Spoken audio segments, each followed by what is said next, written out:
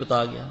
ایک صحابی آتا ہے، عرض کرتا ہے یا رسول اللہ صلی اللہ علیہ وسلم کچھ دنوں سے آپ کے بارے میں، اللہ کے بارے میں، دین کے بارے میں بہت برے خیالات آ رہے ہیں۔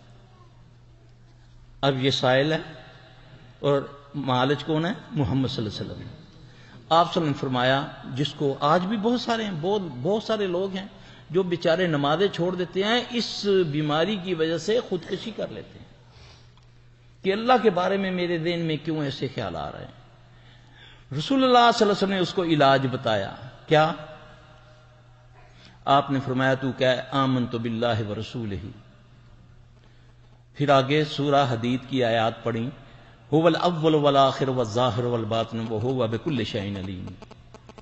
اللہ نہ کرے کسی بہن بھائی کو یہ تکلیف ہے، یہ نسخہ محمد صلی اللہ علیہ وسلم ہے، یہ کسی پیر کا ٹوٹکا نہیں ہے، یہ صرف ہم نے نہ ڈھونڈا نہ ہمیں بتایا، در در کی ٹھوکریں کھا رہے ہیں، حق ہمارے پاس ہے۔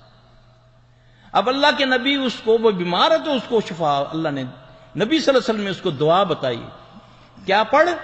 آمنت باللہ ورسولہ هو الاول والآخر والظاہر والباطن وهو بكل شیء علیم۔ اس نے اس کو پڑھا، اللہ نے اس کو شفا دے دی۔ آمنت باللہ ورسولہ والأول والآخر والظاہر والباطن وهو بكل شیء علیم۔